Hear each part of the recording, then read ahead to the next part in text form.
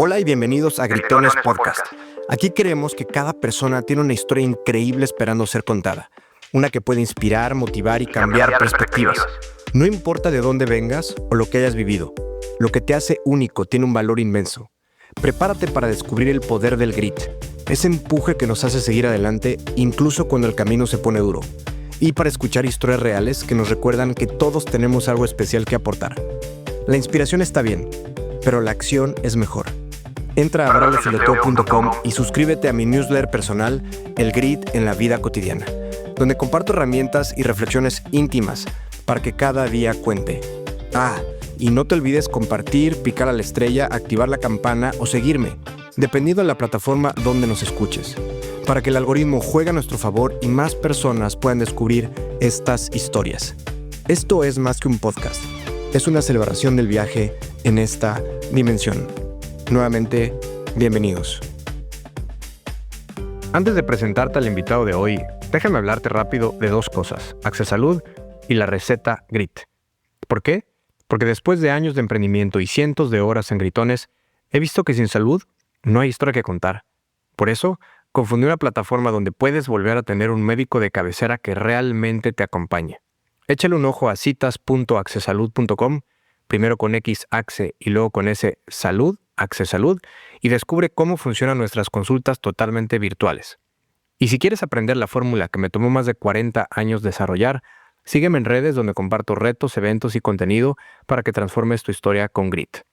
Me llamo Bralo Filoteo y esta es otra parte de la historia de Juan Maquelle, ciclista, experto en mercadotecnia, speaker, escritor y amante de las letras. Y es interesante porque ha decidido utilizar la virtud como bastión, desarrollando la habilidad de reprogramar la mente todos los días. Te dejo accionables y 5 puntos clave que aprendí en nuestra conversación. 1.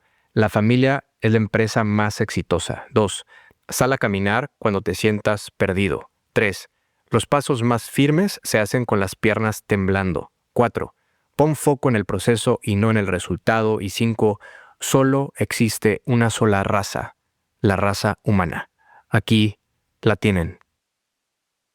Juanma, pues no hay tiempo que no se cumpla. Ya vi que sí cumples tus promesas. También me da muchísimo gusto porque siempre hablamos hace pues ya un par de semanas y decías, no, a ver, yo voy seguido a Cancún, vamos a vernos, vamos a platicar en persona.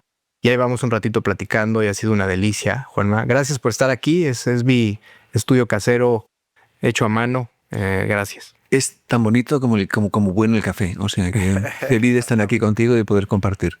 Yo siempre cumplo mis palabras. A veces tardo más, a veces menos, pero siempre cumplo. ¿Por qué se ha perdido eso? No sé, supongo que porque se han perdido tantas cosas importantes, ¿no? Antes, fíjate que justo antes de iniciar hablábamos de la virtud. Y creo que eso tiene que ver con la virtud también, ¿no? Las promesas son para cumplir, y si no, para mantener la boca cerrada.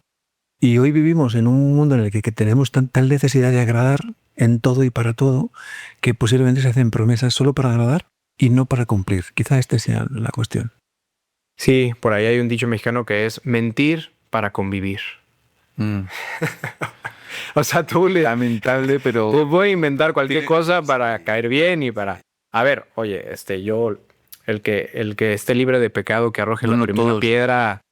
Yo te diría que mucho tiempo en mi vida fui el bufón, el bromista, fui el que caía bien, fui el camaleónico para poder acomodarme en las fiestas y en las convivencias para que tuvieras una magnífica impresión de mí. Claro, piensa que hablábamos de Maslow también antes de empezar y escalón número 2, pertenencia al grupo. Justo. Totalmente. Y bueno, me partí el lomo. La verdad es que ahora estoy en otro canal, es liberador, honestamente. Le caerás bien a algunos, le caerás mal a otros. Yo creo que a la mitad del mundo le caes bien y a la otra mitad mal por la misma razón. ¿A ti jamás te costó trabajo ahora que eres cada vez más público, que haces giras, que eres speaker, que tienes libros? De alguna manera, este diálogo interno te jugó chueco, decir, Juanma, a ver, tranquilo. A mí esto me ha pillado ya mayor y esto es una ventaja. Ya me pilló con un cierto nivel de madurez. Entonces, yo todo lo que veo con esto es agradecimiento, lo veo muy con los pies en el suelo. Y siempre digo que soy una figura pública hasta un punto. Soy popular más que público, ¿no? Cuando alguien me reconoce en un aeropuerto, en una estación, algo que ya pasa con mucha frecuencia, agradezco mucho que lo hagan y agradezco mucho que se acerquen y agradezco mucho que hablen conmigo, ¿no? Pero creo que la ventaja es que me ha pillado ya maduro. Si esto me pilla con 30, a lo mejor era un idiota, como tanto es. Fíjate que antes de entrar ahorita al aire, te platicaba de Julio Frenk, ¿no? Que es una figura pública experto en salud a nivel mundial y actualmente es el rector de la Universidad de UCLA. Y fíjate que él tiene una característica muy peculiar que es la generosidad hacia los extraños. ¿Y por qué lo traigo a la mesa? Porque así te conocí yo. Una persona llamada Mariluz, que ya también estuvo por aquí en el podcast. ¿Y que vuelve? Pues bueno, me la topé, o sea, me la topé gracias a una amiga en común, ¿no? que se ha convertido en mi mentora, mi hermana Visila Bococo, que no sé si ubicas a Visila Bococo. Sí, claro que sí. Bueno. Guineana, residente en España. Y resulta que viene a Cancún Mariluz y me dice, Braulio, hay que vernos. Sí, por supuesto que sí. Y no recuerdo exactamente cómo, pero me platica de ti. Me dice, Braulio, no sabes a quién me encontré en el avión con una emoción desbordante. Y yo dije, bueno, a Michael Jackson, ¿a quién te encontraste? Me encontré a Juan Macelle. Y yo, a ver, Mariluz, con todo respeto, no sé quién es Juan Macelle. Pero estaba tan emocionada, una emoción desbordante que dije, a ver, o sea, necesito saber quién es Juan Macelle, que es una práctica común que yo hago cuando veo realmente luz en los ojos de las personas cuando hablan acerca de cierta persona. Y un poquito a su proporción y con todo el respeto del mundo te comparo con Julio Frenk. Porque me dijo que la trataste espectacular. O sea, tú ahorita decías, pues de repente me topa la gente, a lo mejor soy más conocido, ¿no? Y me paran en la calle. ¿De dónde viene esa generosidad hacia los extraños? Pues yo creo que del sentido común y de estar agradecido con lo que uno es y uno hace, ¿no? O sea, a mí que me reconozcan en un avión me parece que es un privilegio para mí. No que yo le haya atendido, que menos, es un ser humano que tiene todo el sentido además, ¿no? Hacerlo así. Fue bien bonito. Yo recuerdo que iba en el autobús y me subía a un vuelo a México y en el autobús que nos llevaba al avión, ella me reconoce y me dice, pero tú eres Juan Mackie. Y digo, sí, tal. Oye, mira, es que yo te sigo en las redes y tal. Y entonces, bueno, aquello que como un poco el momento no era el ideal para conversar y le dije, oye, mira, ahorita que salgamos ya para Río y tal, ya estemos en el aire, me acerco un momento y conversamos. Y así hicimos. Nos pusimos pie, fuimos a llegar a la zona de las azafatas. Estuvimos conversando como una hora, hablando de mil cosas. Y bueno, ya entusiasmado yo también. Me despedí cuando llegué a Cancún, cuando aterrizamos. Y ya quedamos en contacto en que nos veríamos y en que lo que yo pueda ayudar, por supuesto que sí. Yo recuerdo muy bien mis inicios. Muy, muy, muy bien. Y recuerdo cuando tenía 220 seguidores y no 220.000 como ahora en Instagram. Y entonces, cuando ves a la gente con la ilusión que tiene Mariluz, con las ganas, con el talento, pues claro que lo que haga falta, por supuesto que sí. Hay que ayudar a la gente que empieza porque yo creo que gran parte de esto, de nuestro trabajo, es también, ¿no? Que los que amamos el desarrollo personal, los que amamos esto que hacemos, no tenemos que ver a los demás como un problema, sino todo lo contrario, tienen el mismo mensaje desde otro ángulo y esto también suma el desarrollo de personas. A algunos se les olvida, Juanma, hay que decirlo. Bueno, los egos son los egos, ¿no? Hay egos en esta profesión, como en casi todas, pero especialmente en esta, hay egos superlativos. Y esto es algo que uno tiene que entender. Yo siempre he dicho que el ego te va a llevar muy lejos, pero que allí te va a dejar solo. Espero que por culpa del ego de Juan Macelle no hayas traído la botella de vino que prometiste, porque yo tenía las copas lavadas. Pues eras. Y bueno. He de contarte que más que por el ego de Juan Macelle ha sido por un tema de peso.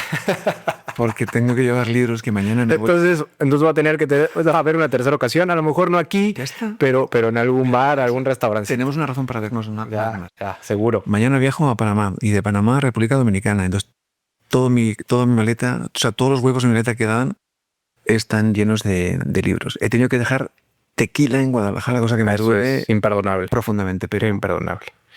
Oye, platícame de esta gira, platícame de estos viajes, porque mañana te vas a Panamá, ahorita veniste rápido a Cancún, a lo mejor a hacer escala, vienes de Guadalajara, o sea, traes una dinámica brutal y que me cuentes por qué, que me cuentes quién la organiza.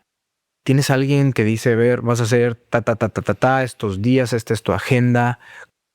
Lo hago yo. ¿Cómo se hace eso? Lo hago yo con ayuda de pocas personas, la verdad. Yo organizo la gira, yo pongo las fechas y en la parte de Guadalajara tengo un equipo maravilloso que me ayudan mucho en esa parte y todo lo demás lo gestiono yo. Llegué el día 2, estuve en Ciudad de México, he estado en Puebla, después he estado en Sinaloa también, varios días más.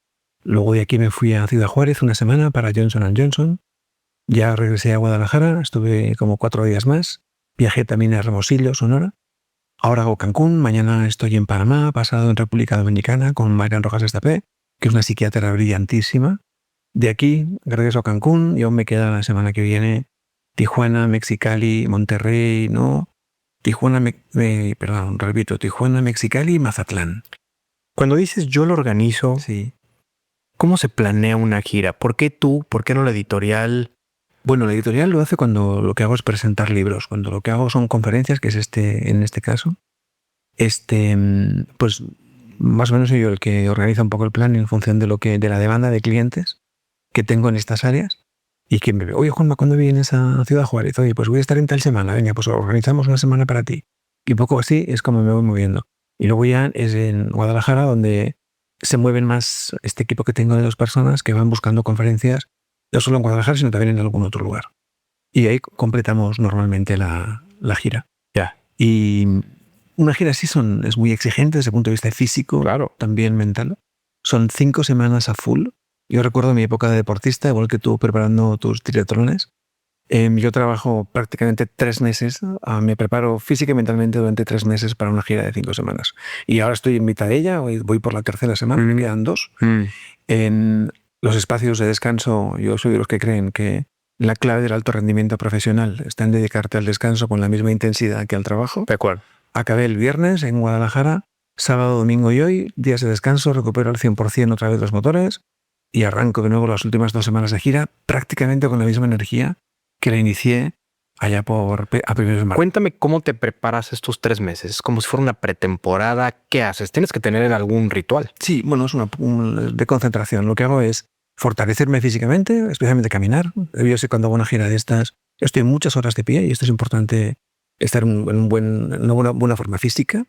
Hay días que estoy hasta 7 horas de pie. Ayer, por ejemplo, el viernes di 3 conferencias en Guadalajara. Esto es algo más de 7 horas, más firmas de libros y no sé.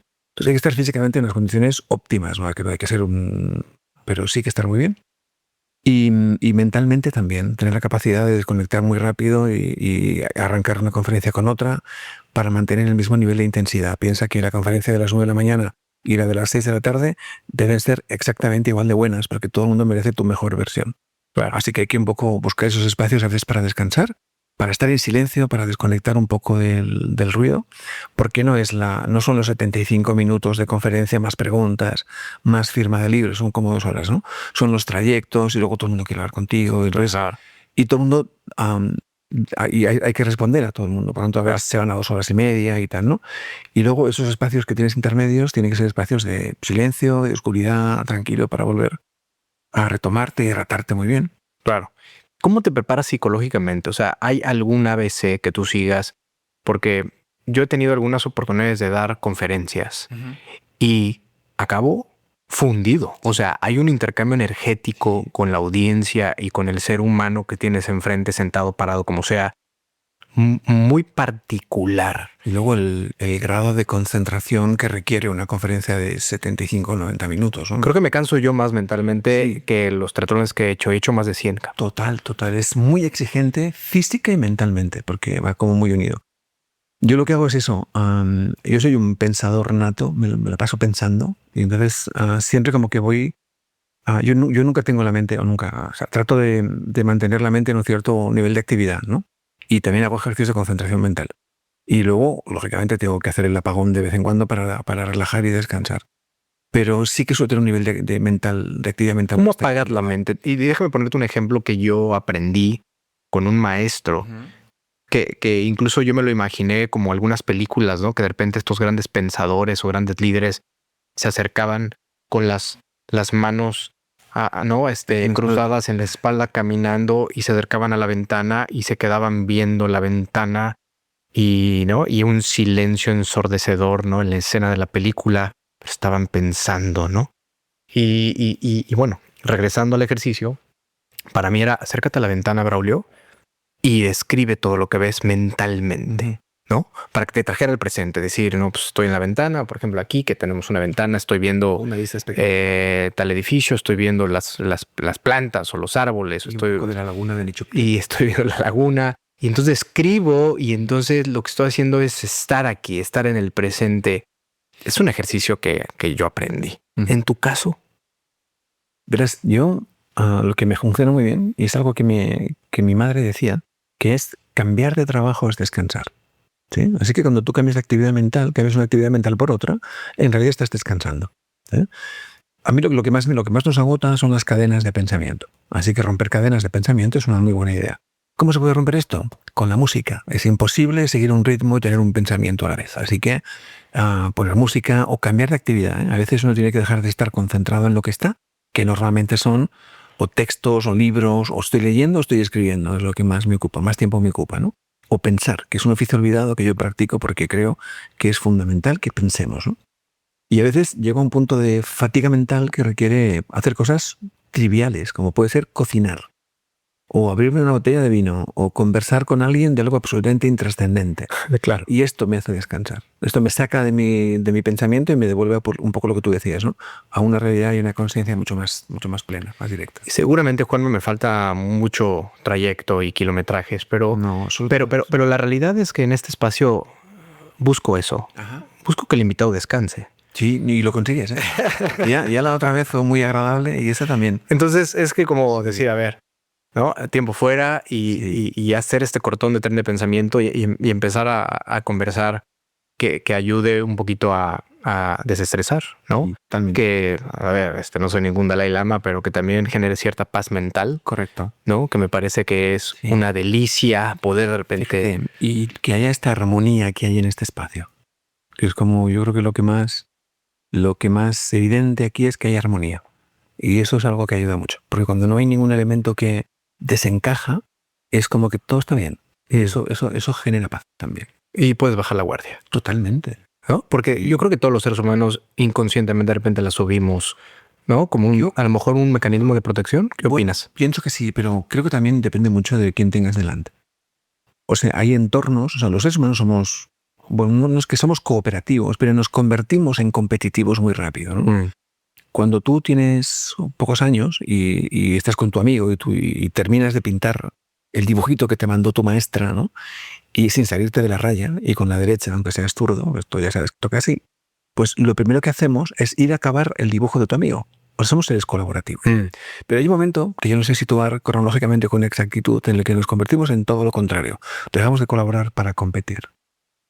Y ahora es donde empezamos a, si tú 5, yo 6, si tú nota alta, yo la mía, si tú fútbol, yo más, y estamos y nos hacemos adultos con esa misma competitividad. Así que es frecuente sentarte en una mesa con 5 o 6 personas, que no sean muy amigas o conocidos, donde competimos en todo. Sí, yo más uno, ¿no? Claro, y cuando tú dejas tu celular sobre la mesa, el otro tiene que ser mejor que el tuyo. Y entonces esto en ambientes empresariales todavía es más frecuente y más notable, ¿no? Pero como que competimos en todo. Entonces, eso de levantar la guardia tiene que ver con los egos que hay alrededor. O sea, hay lugares donde la suma de los egos no entra en la habitación. Entonces yo creo que la gente que dice que el ego se controla, yo creo que se equivoca. O sea, yo creo que el ego es incontrolable. Lo que sí haces es minimizarlo. Cuando tú estás en un entorno de paz y tranquilidad, tu ego no hace acto de presencia. Pero en el momento en el que tengas delante a alguien que compita contigo, tu ego da un respingo y vuelve a los niveles más altos conocidos en tu historia. Esto está aquí. O sea, eso de controlar el ego, ya me gustaría que fuera verdad. Lo que sí que hacemos es que lo suavizamos porque los entornos que tenemos los cambiamos, ¿no? Yo, en el entorno en el que me muevo, que es con gente muy bonita y gente, es que es un gusto el ambiente en el que vivo, pues mi ego está desaparecido. Ahora bien, cuando vuelvo al ambiente empresarial y no sé qué, ahí me veo yo con la espada también peleando. Y ¿por qué hago esto? Una persona me decía que en el mundo corporativo estás defendiendo tu castillo. Total. De hecho, una persona que estuvo aquí también en el podcast me decía, es que así es el mundo corporativo, es que cada quien defiende su castillo y se llama el área de RH, el área de producción, el área de administración y finanzas, marketing. Y a mayor nivel directivo me has acusado este efecto, ¿no? Piensa que hay que relajarse un poco y empezar a entender, cuando tienes 48 años, que el tipo que te va a quitar el puesto está estudiando la prepa. Que esto es ley de vida, que esto es así. Que un día tendrás que dar un paso a un lado, no atrás, a un lado. y mentorizar y dejar que alguien pase porque es bueno para la compañía, porque es bueno para ti, porque es bueno para el que viene por detrás. Eso de defender los puestos como si fueran bastiones. Esto es un absurdo increíble, pero todavía hoy en día... A muerte, ¿eh? No, la gente, ¿cómo?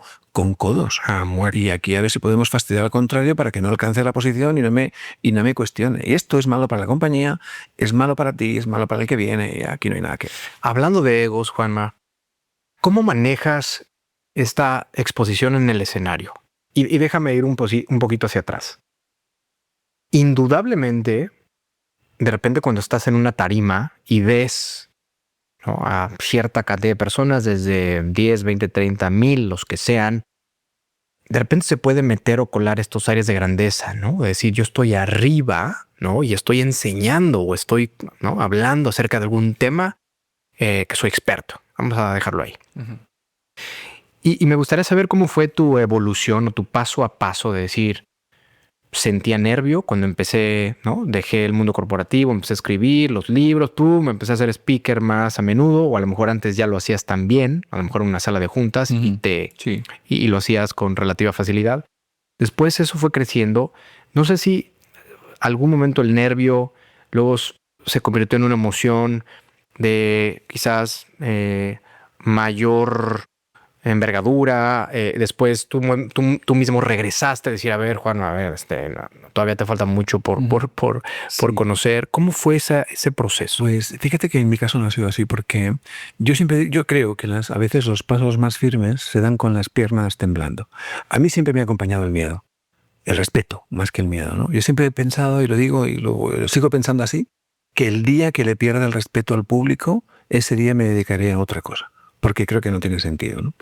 El único momento en el que yo he visto, en el que hice un punto de inflexión, que fue un punto de inflexión para mí, fue en mi primera conferencia para más de 1000 personas. Hoy puedo decir con orgullo que he estado delante de más de 4500, ¿no?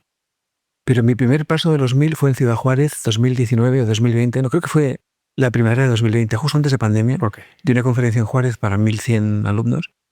Y recuerdo que mis sensaciones, yo nunca había pasado de 1000, 600, 500, 800, pero nunca había pasado la barrera de los 1000. Era como que tenía una expectativa de, ¿cómo es 1000 personas? Cuando di esa conferencia, que fue en el TEC de Juárez, recuerdo que mis sensaciones fueron dos, mañana y tarde, y cuando volví en el avión de Juárez a Guadalajara, venía pensando en, pues la verdad es que no he sentido nada especial, sino todo lo contrario. Hablar para 1000 personas es hablar para un bloque de gente, es impersonal. Claro que luego tú te fijas en 7 u 8, pero es un bloque, no hay tanta diferencia entre 100 y 1000, ¿no? Ni 4000 tampoco.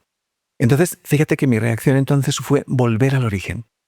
Encontré que en 1000 no había nada que me pareciera especial y creé un espacio en ese vuelo, una idea que se llamaba Café para el Alma y que me devolvía a los orígenes, me devolvía a la necesidad de volver a reunirme con 25, con 30 personas, que fueron mis inicios con Territorio de Felicidad.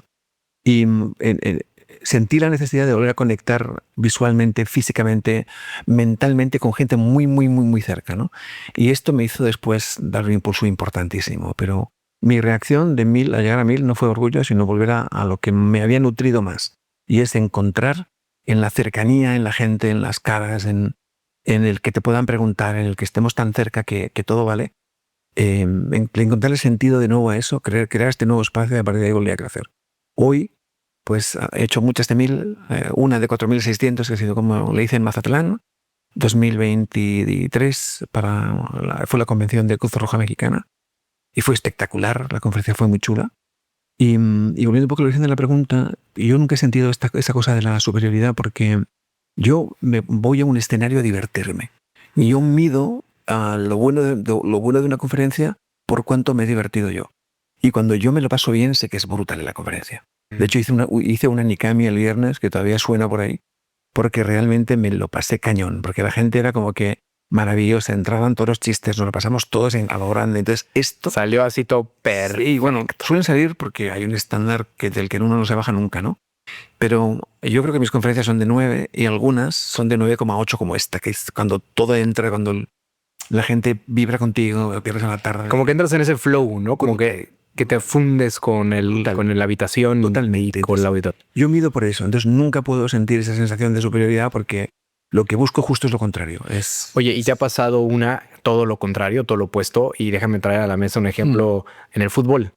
Tuve ya hace muchos años la oportunidad de estar con Arturo Bricio, que fue un super mega árbitro mexicano que estuvo en mundiales y todo, ¿no?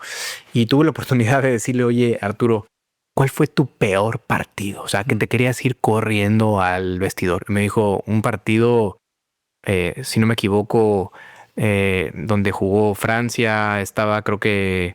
No me creas mucho, sí, pero creo que Zinedine Zidane o un partido de un mundial, no creo que era Nigeria, no me acuerdo bien. Pero el punto es que me dijo, o sea, habían pasado creo que 10 minutos de haber iniciado el partido y yo me quería ir corriendo a mi casa.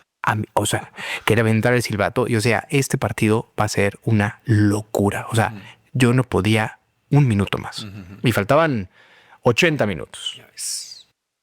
A mí nunca me ha pasado. Bueno, tendría que hacer memoria, ¿eh? Seguro hay alguna en la que no te sientes cómodo por lo que sea y tal. Pero tendría que hacer memoria. O sea, yo realmente vivo con pasión lo que hago. Entonces, yo me siento un privilegiado. Yo he de confesar que yo hay días que no me creo mi vida. O sea, me levanto en Panamá o en Santo Domingo o en Cancún esta mañana viendo este maravilloso mar que tenéis aquí y digo, es que yo soy un privilegiado. Entonces, yo vivo por y para esto. Y para mí, el punto máximo de felicidad es estar encima de un escenario haciendo disfrutar a la gente y disfrutando yo también. Entonces, esto es como que me cuesta trabajo pensar en algo que haya podido parecerse a eso que describes, que seguro que ha habido algo, sobre todo en los inicios. O a lo mejor algo chusco que te pasó ahorita. Me hiciste recordar también esta chica que me dijo que bueno, creo que tú pides, no sé si 1 o 3 botellas con agua ahí en el escenario o algo así. Divertidísimo. Y me platicaba que algo pasó con las famosas botellas con agua y que bueno, a ver, eres un tipo ahorita que llegaste no alto, corpulento y entonces que según ella, Juanma, según ella estabas como león enjaulado en el escenario, no yendo de un lado al otro y en su mente, como la mente es cabrona, la mente es cabrona y en su mente decía, este hombre bajándose el escenario me va a linchar. Nada que ver con eso. Lo hemos hablado con Isa, es maravillosa, es una mujer increíble. Y hemos hablado de esto después y es muy divertido porque fue la interpretación que ellos hicieron. Yo tengo una representante en Juárez, que es una mujer maravillosa también, se llama Julieta, y que, pues, no sé, en el momento en el que yo participaba en una conferencia con 700 personas, no sé, era en mitad de una comida, la conferencia, ¿no? Entonces, el reto, bueno, era al final de una comida, el reto era que la gente no perdiera la concentración y siguiera la conferencia. Por eso me ponen a mí en quizá el momento más complejo para un conferencista. Sí. Es cuando hay distracción. Y luego la digestión y la comida. Sí, bueno, al final, contaría que al final conseguimos que los meseros se pararan y miraran la conferencia en vez de atender a las mesas. O sea que logramos el objetivo, tanto ellos como yo. Y la anécdota esta del agua fue muy divertida porque ella en la mesa con Julieta decía, oye, Juan, me falta agua y tal. Y no es verdad, yo tenía el agua perfectamente ubicada en los dos extremos, que siempre vamos soltar el corcho, para mí son una rutina ya, soltarle el tapón y colocar las botellas abiertas, una en cada extremo, porque camino por el escenario y pues entonces en cualquier lugar tener el agua para poder tomar si la necesito. Por lo que sea, hubo como un malentendido entre ellos, que yo estaba ya en el escenario, no participé para nada. En ningún momento sentí que eso fuera así, en ningún momento sentí que faltase agua, de hecho no faltaba, porque yo mismo había llevado una botella. Pero es una anécdota de la que todavía nos reímos muchísimo cada vez que hablamos y nos vemos.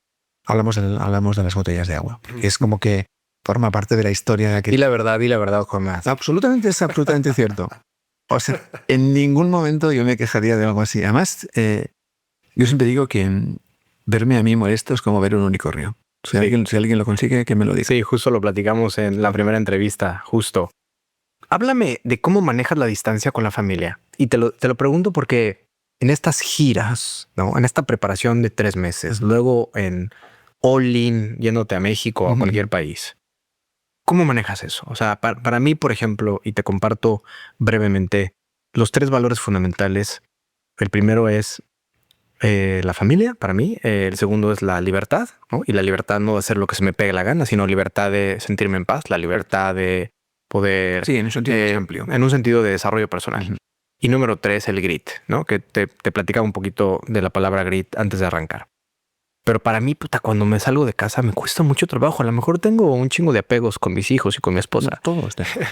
¿Tú cómo lo manejas? Pues fíjate, yo vengo entrenado de esto, ¿no? Porque durante 22 años de carrera profesional yo viví fuera de mi casa. Yo vivía en Madrid y mi familia vivía en Oñati, que es el pueblo donde yo nací, donde lugar que amo y donde quisimos criar a nuestros hijos, ¿no? Entonces yo de lunes a viernes ya estaba fuera de casa todos los días, todas las semanas durante 22 años, ¿no? Y ahí ya me entrené un poco, ¿no? Ahora tengo la suerte de que mi esposa me acompaña siempre que sus compromisos le permiten. De hecho, está en Cancún hoy. ¿Ah, sí? Sí.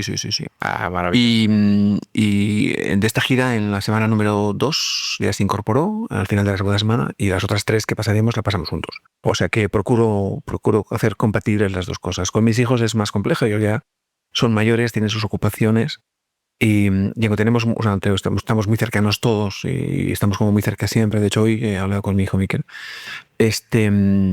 Pues no les puedes arrastrar, ¿no? Entonces ya tienes que hagan sus vidas y yo creo que un padre o una madre con los padres, con los hijos, es como tener una cazuela al fuego. Nunca te puedes desocupar del todo, nunca te puedes despreocupar del todo. Es como tener algo ahí que, ¿no?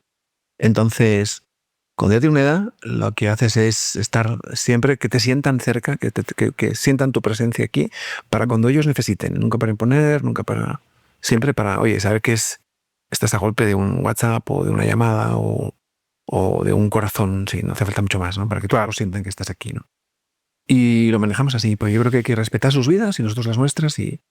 Fíjate que para mí, un indicador de medir el éxito en ese tema es cuando mis hijos crezcan. Te decía que Enzo y Santino tienen 3 y 5 años. Sí. De hecho, Enzo acaba de cumplir 3 años el 21 de marzo.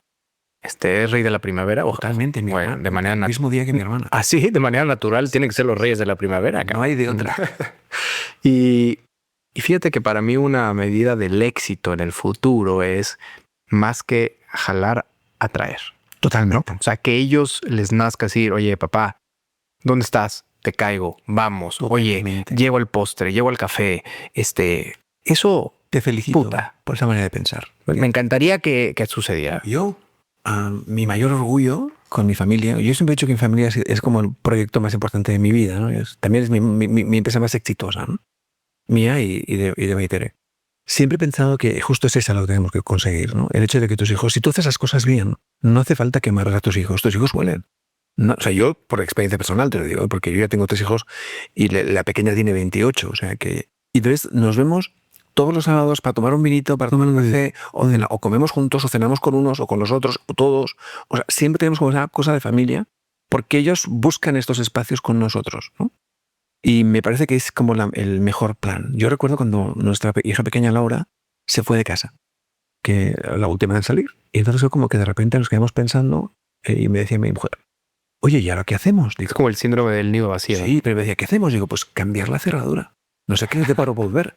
Yo creo que cuando unos pero chinga por lo pronto. Claro, pero por el bien de ellos también. Cuando unos padres logran que sus hijos se emancipen, sean independientes, que tengan la vida por delante, que se vayan con ilusión de casa, tú has cerrado un ciclo. Hemos logrado el éxito como padres. El éxito de un padre es la emancipación de los hijos. ¿Qué síndrome del nido vacío ni qué rollos? O sea, felicítate porque has logrado cerrar un ciclo. Yeah. Y obvio siempre abiertos a que en cualquier momento si tuvieran que volver, esta es su casa, pero pienso que hay que pensarlo con... O sea, yo soy de pensamiento positivo. O sea, cuando tus hijos se van de casa, tú has logrado un éxito importante. Has hecho el máster como padre. Y es que se vayan y a partir de aquí establecer espacios para que puedan volver cuando quieran. Y si haces las cosas bien, claro que vuelven. Y otro detalle, si no vuelven, pues vete tú a verle. Nunca reclames que mis hijos no vienen y tal. Esto Claro. Mis hijos viven y si están ocupados tienen su vida. Si tu hijo no viene a verte, agarra el carro y vete tú, no seas huevón. Claro. De acuerdo. Totalmente. ¿Y la necesidad de verle? Si no se convierte en un pinche chantaje emocional, es que no vienes a verme y no vienes a cuidarme. Puta. Pues decir, oye, pues ya son adultos, ya hicieron su vida y ya no es que ven a verme y no me has hablado y yo no puedo con eso. No. Además, tú tienes 60 y todo el tiempo libre o 50 y todo el tiempo libre. Ellos tienen 22 y todo por hacer. Eres tú el que ha de buscar espacio para verle en él a ti. Yo no soy partidario, o sea, de esa forma de pensar. Sí de creer que cuando tus hijos se van de casa y se van independientes, libres y por voluntad propia, y a trabajar y a vivir independientes, tú has logrado un éxito notable como padre. Existe este tema de mamá cuervo, no sé si en España pasa, ¿no? Es que mis hijos son los más bonitos. Bueno. ¿No? Pero volteándolo en tu caso, que diga, no, es que Juanma es el mejor speaker del planeta, ¿no? Es el mejor escritor del mundo. ¿Recibes feedback de tu familia frontal, straightforward? Sí, pero en mi casa no hablamos de trabajo, porque no toca. Hablamos del trabajo de mis hijos. ¿Y es una regla no escrita? ¿Es algún pacto? No, prefiero hablar de ellos que de mí. O sea, yo trato de apoyar a mis hijos a nivel profesional, por mi expertise como directivo y tal. Soy el consultor de mis hijos. Entonces prefiero hablar de su trabajo que del mío. Y el mío pues está en las redes sociales, lo ven, pero no hablamos mucho de esto. No me interesa mucho a mí. ¿Pero se da de manera orgánica, Juanma, que no hablen del tema? ¿O es algo que se acordó en familia? Yo prefiero no hablar. Entonces cuando sale este tema, prefiero cambiar de cosas y centrarme más en ello. ¿Y se los dices? Sí, también. Oye, a ver, no hablemos de eso. No, mi trabajo es mi trabajo y yo prefiero hablar de vosotros y de lo que ellos hacen y de lo que quieren. Claro. Entonces, el 90% del tiempo que tenemos para hablar de trabajo es de los suyos, no del mío. ¿Estudiaste un máster en psicología positiva? ¿Yo? Sí. ¿Eso fue después de la hernia discal? Después. Pero ese rollito, ese gusanito de la psicología positiva y demás, ¿ya lo traías antes de la hernia discal o cómo fue? De toda la vida. Yo he practicado la psicología positiva desde los 20 años. Lo que pasa es que no sabía que se llamaba así. Pero esta forma de pensar, yo no llegué a donde llegué por mi talento. Llegué por mi actitud. Claramente. Acabas de decir algo muy, muy, muy cabrón, muy importante para mí. Y que es el grit, justamente. Hay mucha literatura acerca del grit. Una que a mí me gusta mucho es Angela Duckworth. El libro se llama Grit.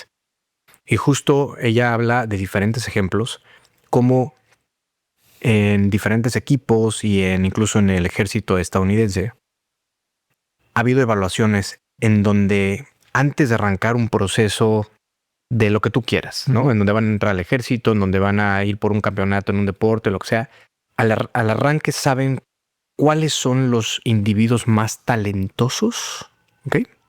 Y resulta que los que acaban en la meta final, los que se gradúan, los que se certifican, los que ganan la final, ninguno de ellos son los que empezaron siendo los más talentosos, son los que tienen grit. Totalmente. Son los que aprietan la pinche mandíbula y siguen y continúan. Y es lo que me estás diciendo. O sea, yo no era el más talentoso. Ni de largo. Que va. Lo mío era actitud. Y era mi forma de pensar y el creer que se puede y el buscar siempre el cómo. Yo nunca me pregunto por qué, te decía antes, ¿no? Yo ante cualquier evento que me puede pasar en lo personal, a mí no me interesa un carajo preguntarme por qué. Porque preguntarme por qué es disponer mi mente a que se explique el problema y no pierdo un minuto en esto. Yo siempre me pregunto cómo. Y eso dispone mi mente a encontrar la solución. Así que yo soy el hombre del siempre sí. De hecho, en mi equipo en Guadalajara me llaman el hombre del cómo sí. Porque siempre mi actitud es, ¿qué problema? Pues vamos a buscar cómo sí, ¿no? El otro día estábamos en Hermosillo, Sonora, y yo tenía que atender una inauguración de una universidad que había comprometido con el rector en Juárez, que estaría presente 20 minutos por Zoom, que me coincidía con 2 entrevistas en medios de comunicación, y entonces era como que, pero es que coinciden las horas, Juan, me da igual. Relájense, vamos a ver cómo sí. Y como si fue, ya llamar a uno, retrasamos aquí 15, otro retrasamos 10, aquí lo cambiamos a la 1, y al final hicimos todo perfecto, sin estrés, sin agobios, y todo esto a las 10 de la noche, pensando en, oye, ¿cómo hago todo? En plan, al preguntarme, joder, ¿por qué mala suerte que me coincide? Sí, no se puede. No, es que la senda no se puede. O sea, no te ha pasado a esas personas, es que no tengo tiempo. No, claro. Es que no puedo porque tengo la agenda apretadísima. Bueno, yo creo que todo el mundo tiene tiempo. Lo que quizá no tenga es prioridad, pero tiempo sí tiene. De acuerdo. Yo creo que siempre todo se puede. Entonces solo hay que buscar la manera y para eso hay que disponer la mente de una forma adecuada. ¿Identificas de dónde viene eso, Juana? ¿O tú lo fuiste desarrollando que al principio no sabías cómo articularlo? Un poquito en mi experiencia personal, este grit, que hoy lo puedo articular tal cual en una sola palabra, pero antes yo no sabía de dónde chingados venía ni cómo articularlo, simplemente lo sentía. Sentía este fuego interno de seguir y aventarme 10 años haciendo triatlón, por ejemplo. Fíjate, yo creo que esa conciencia de no ser brillante, de no ser el más listo, me hacía buscar estrategias para estar en primer nivel. O sea, yo siempre he querido estar con los elegidos. Y entonces, tomar conciencia de que hay gente que es mucho más inteligente que tú y es más brillante que tú, y además es bueno que estén ahí porque son figuras en las que uno puede ampararse para seguir adelante. Y cuando identificabas ellos, buscar estrategias. Exacto, explícame esas estrategias. Me acercaba a ciertas personas que admiraba, leía libros, compraba cassettes. Yo, 2 cosas, ¿no? Yo he sido un lector apasionado y un hombre común. Hoy mis amigos me llaman en la luz porque tengo respuesta para todo. Hay muchas cosas que me interesan, ¿no? Es como un almanaque, Juan. Un poco eso. Hoy en día con Google y el GPT, si te quedas con la duda de algo es porque quieres. Yo soy intelectualmente muy inquieto. Entonces sé muchas cosas porque soy muy mayor y porque además todo me interesa. Soy un curioso empedernido, ¿no? Independientemente de esto, siempre he sido como que de fijarme mucho en personas que me parecen relevantes, ¿no? O sea, antes hablábamos de los griegos y de la virtud. Para mí, quizá el fin de la vida sea sea la virtud. Yo me educo para la virtud, no para el éxito, no me educo para ser famoso, no me educo para nada de esto, solo me educo para la virtud. Quiero ser el mejor ser humano que puedo ser. Y entonces me voy viendo gente que me impacta en positivo y digo, yo me quiero parecer a este. Y entonces le observo y a través de la observación veo qué cosas puedo complementar y qué cosas me gustaría tener que tiene esta persona, ¿no? Entonces yo he ido creciendo en gran medida así.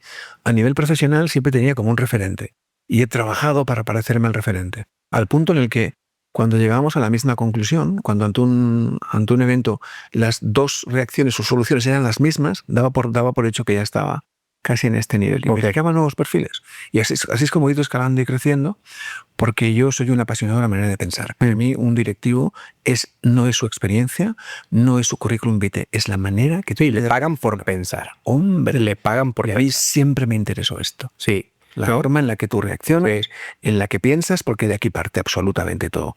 Entonces, a la gente no le pagan por lo que sabe, le pagan por lo que hace con lo que sabe. Me interesaba la segunda parte. Que un poquito es la definición de sabiduría desde cierto ángulo, ¿no? No es cuánto sabes. No. Con lo que sabes, cómo puedes poner soluciones sobre la mesa, ¿no? Sí, el conocimiento es un motor parado. El que lo mueve es la actitud. Sí. Así que lo que mueve el motor es esto. Entonces yo siempre me he fijado mucho en eso. Me interesa hacer ahí doble clic en la actitud, Juanma. Muchas veces puedes tener un pésimo producto, hablando de marketing, por ejemplo. Muy mal producto. Pero tienes una buena historia que contar. Correcto. O el vendedor tiene una magnífica actitud. Y viceversa, puedes tener un magnífico producto, ¿no? que cura el cáncer y ser muy mal. Y puta, puedes tener una pésima actitud, ¿no? Y llegas de malas, ¿no? A ver el cliente o qué sé yo.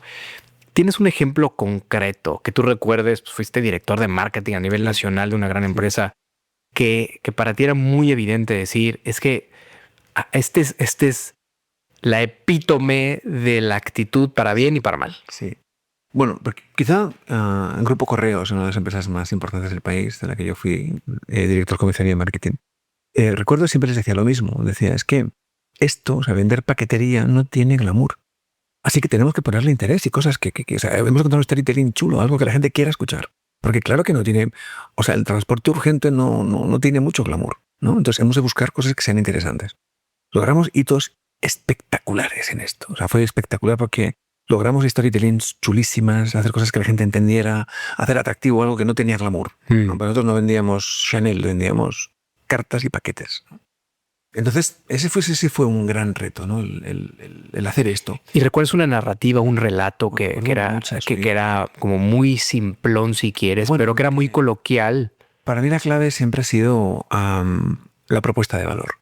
O sea, hay como 5 cosas que uno tiene que saber antes de lanzar un producto al mercado, ¿no? Lo primero siempre es identificar el mercado, porque ningún producto es para todo el mundo, así que si tú no identificas bien tu mercado, pues es posible que estés tirando muchas balas a lugares donde nunca vas a acertar, ¿sí? Lo segundo es tener una propuesta de valor que sea aceptada por el mercado. No porque tú quieras que sea así, sino que algo sea aceptado, ¿no? Entonces, yo siempre he trabajado mucho en la propuesta de valor en una cosa que yo llamaba siempre como que 7 más 1 razones para elegirnos a nosotros, ¿no? Que luego igual eran 10 o 9, pero yo siempre partía de 7.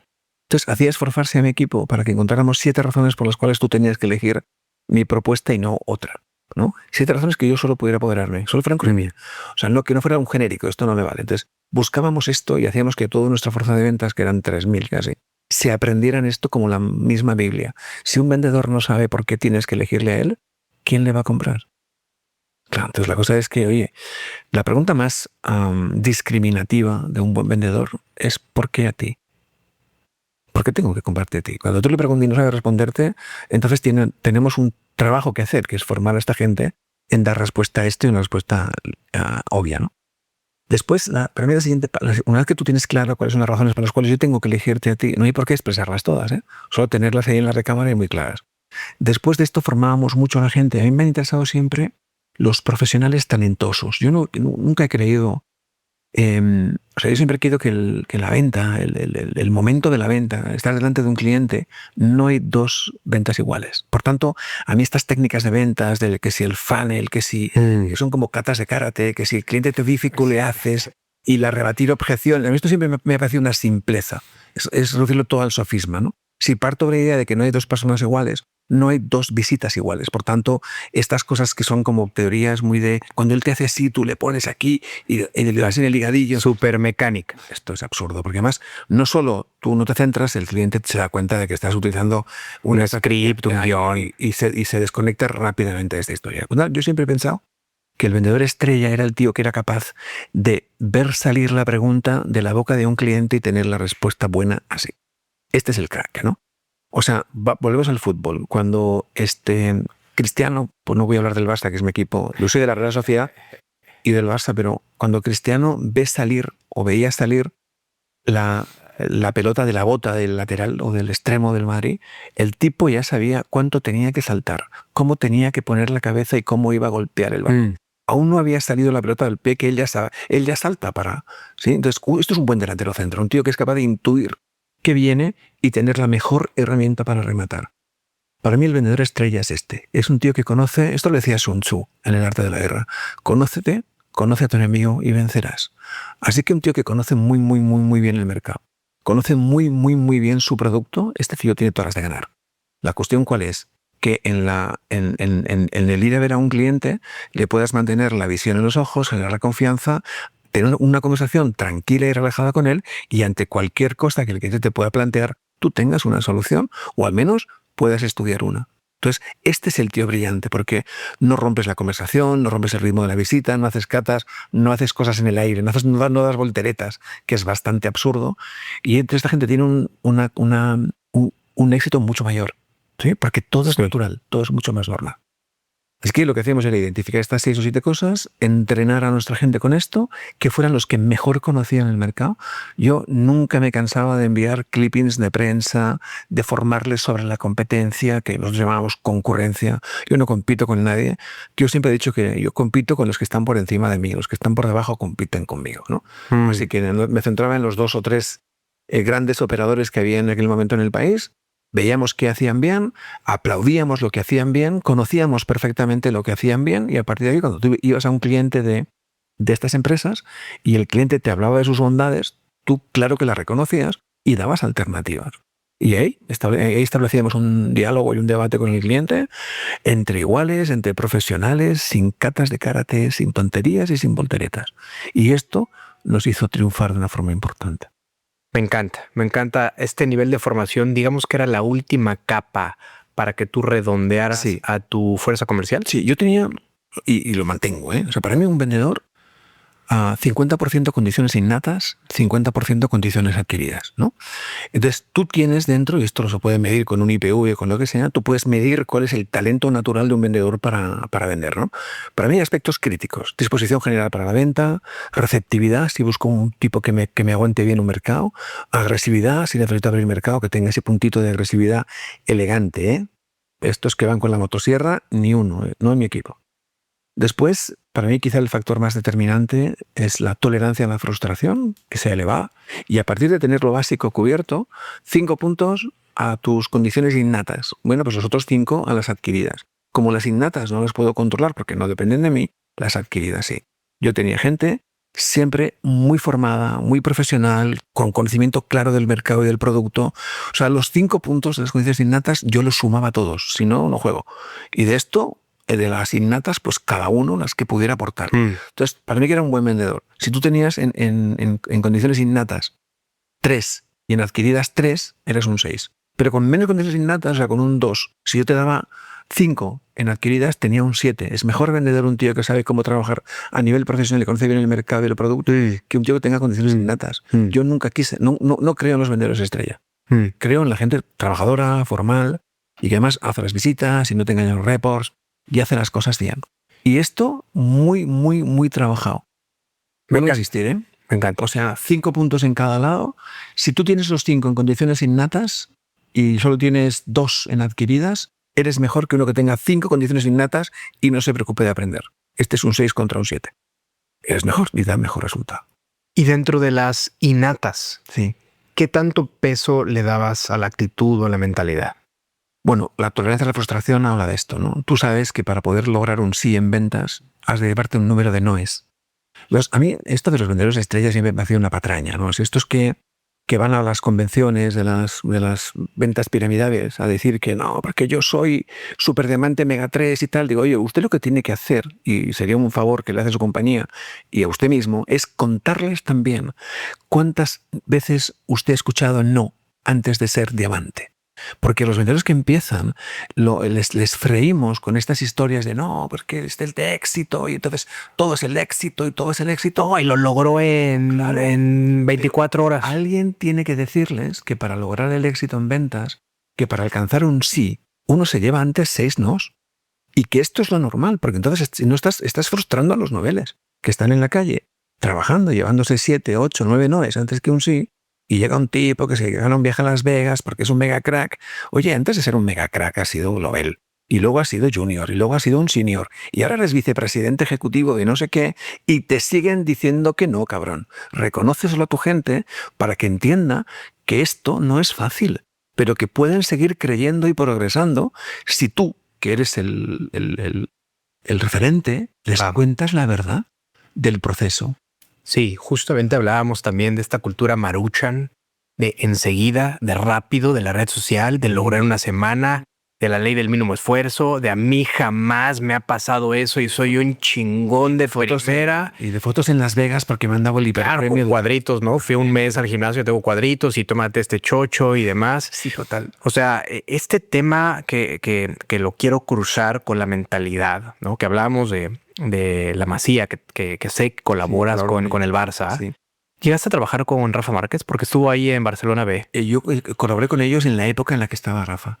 Sí, porque, bueno, ayer ganó la selección mexicana el Nations League, que nunca había ganado en la CONCACAF. Y bueno, y Rafa Márquez hoy está de asistente del Vasco Aguirre. Y bueno, te quería preguntar si habías podido interactuar con Rafa, porque sé que tú trabajas mucho con los jóvenes. Sí, es de hecho mi pasión. Yo creo que hay que poner el foco en ellos, porque ellos son el futuro y además todavía cuando tienes 16, 15, 20 o hasta 20 años, todavía la vida es un libro por escribir y tú lo puedes escribir en positivo. Entonces es importante que alcancemos a esto, ¿no? Yo, por ejemplo, he estado en todas las prepas de México que te puedes imaginar. O sea, yo no creo que haya ninguna entidad educativa mexicana en la que yo no haya pasado explicándole a la gente que se puede ver de una forma distinta, ¿no? Y entonces tengo mucho interés, es casi obsesivo en eso porque ojalá a mí con 18 años alguien me hubiera dicho, Juanma, viniste al mundo a ser feliz, no te distraigas. Y va a costar trabajo, y va a doler, y te va a tardar a lo mejor 10, 20, 30. Y te van a decir que no. Exacto. Y lo vas a chingar, y vas a tener que ir a no sé. Y vas a fallar el penal, cabrón. Por supuesto, y vas a creer que vas a verla y que la vida no es tan fácil, pero que se puede. Y que uno puede alcanzar ciertas cotas de virtud y que no hay que ser igual de bueno que los demás. Hay que competir contigo todos los días y que da igual si tienes un Lamborghini o no. Si es esto lo que quieres, pues seguramente puedes conseguirlo. Y si no, hipotécate. Y también es algo chingón que dijiste antes de que empezáramos a grabar, que a lo mejor ese portero que se preparó y que tiene virtud, no le quites valor. Es decir, a lo mejor salió en su noche y jamás en su puta vida había parado un penal y te lo paró a ti, cabrón. Correcto. Lo curioso. Y tú ya te sientes el peor futbolista del planeta. Pero por esto, porque no contamos. Nosotros estamos adiestrados, es una palabra fea, pero es correcta, adiestrados para cantar victoria, no para cantar derrotas. Y las derrotas forman parte indivisible de la vida de una persona. Somos lo que somos gracias a lo que logramos y a lo que no logramos. Claro, yo no sería igual sin mis derrotas. Sí. Yo no sería el mismo sin mis fracasos.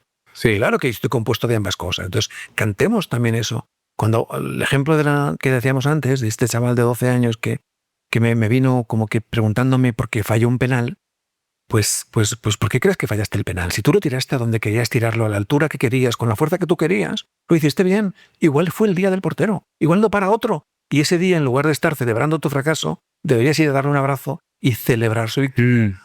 Claro, porque vemos esta forma de pensar. No siempre que me paran un penalti fallo. A veces es el día del portero. Y claro, tengo que felicitarle es al portero. ¿Y cuántas carreras, Juanma, siendo honestos, cuántas carreras se han ido a la mierda por personas que han fallado un penal? Ya. Y no le dan la vuelta. Y no le dan la vuelta. O sea, también ahorita recordé de de esos grandes tenistas Federer y Djokovic, que a los dos he escuchado decir que es una pelota a la vez. Sí. O sea, ¿qué diferencia a un top 10 o un top 5 del ATP contra un cabrón que es el lugar 50, 100 o 200? Están muy parecidos, o sea, en nivel. Te voy a decir yo, la manera de pensar.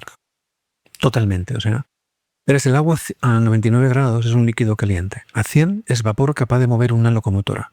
Toda la diferencia, absolutamente toda la diferencia, la hace el último grado. Todos los demás solo calientan agua. ¿Sí? Y el último grado no está ni en el Rafa, ni en la pierna, ni en el saque, ni en el revés. Está en la manera en la que piensas. Rafa Nadal, que nos ha olvidado citar en este top, tiene una característica. Nunca da una pelota por perdida. Y esto le hace llegar a muchas. A otras no llega, pero nunca da una pelota por perdida. Él siempre cree que puede llegar. ¿Sí? Henry Ford explicaba esta idea en una sola frase. Decía, tanto si crees que puedes hacer algo como si no, estás en lo cierto. ¿Sí? Así que tu actitud ante las cosas es lo que determina si llegas o no. Bueno, el propio Rafa Nadal lo escuché decir que una cosa es que tengas una estrategia ganadora y otra cosa es que ganes. No, nada que ver. O sea, a veces que vas a perder aunque tengas estrategia ganadora. Que no contamos con el otro, o sea, porque el otro también tiene una estrategia ganadora, ¿eh? Entonces, un partido de tenis o una visita comercial que antes hablábamos es la interacción entre dos personas con dos estrategias. Aquí como que yo voy a tener una estrategia ganadora y voy a ganar. Tú vas a tener una estrategia ganadora de partida. Y después, en función de cómo juegue el otro, vamos a ver cuál es el resultado. Por eso, y vuelvo al inicio, el foco hay que ponerlo siempre en el proceso, no en el resultado.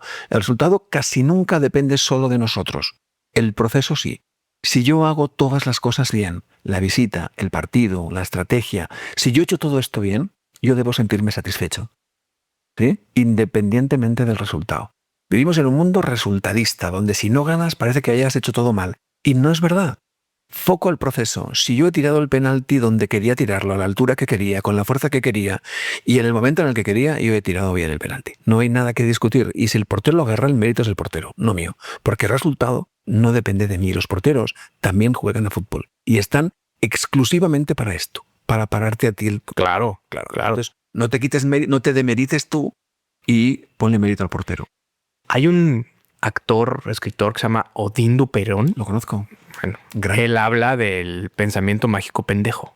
Ajá, correcto. Justo. Correcto. En donde él dice, a ver, vamos a meterle un poco de realismo a esta pinche fantasía. Sí. ¿Qué opinas?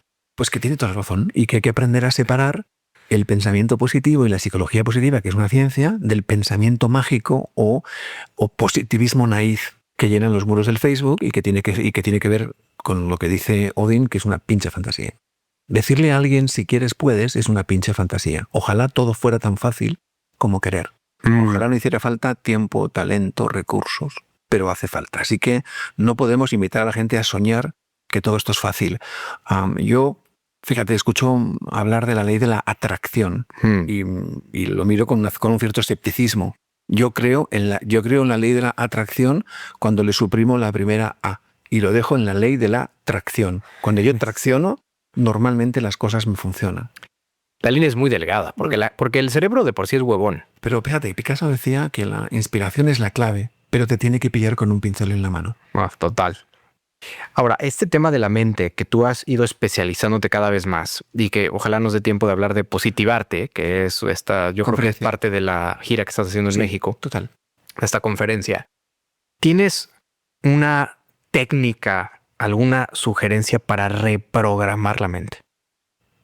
Definitivamente. Lo primero es entender que la mente es reprogramable. Entender también que todos vemos la vida a través de un filtro. O sea, hay un tipo interesante que es Jean Piaget, que nos deja muchas teorías importantes para la psicología. Hay una especialmente relevante en esto, que es la teoría de los esquemas mentales, que muy resumida viene a decir que lo que nos diferencia a unas personas de otras no solo es la genética. De hecho, no tanto, ¿no? Porque, no sé si lo sabes, pero te lo voy a regalar hoy, la genética de un ser humano y de un plátano es igual al 62%. Por ahí presumiendo. Y con un cerdo hasta el 98%. Bien, pero lo que nos diferencia realmente... No estamos muy lejos de parecernos a plata. Lo que nos diferencia realmente es la forma única y particular que tenemos de ver la vida. No hay dos formas iguales de ver la vida porque no hay dos esquemas mentales iguales. Entonces, eso hace que no haya dos personas iguales, eso hace que no haya dos realidades exactas, eso hace que no haya verdades absolutas. Nada es del todo verdad y todo es un poco tu verdad. Así que el paradigma es que no vemos la vida como es, vemos la vida como somos, cada uno de nosotros. Por eso te he escuchado decir que no estás de acuerdo con este tema de la empatía, en donde es que tienes que ponerte en los zapatos del otro. No, esto es como chingados. Esto es un error, verá, o un error.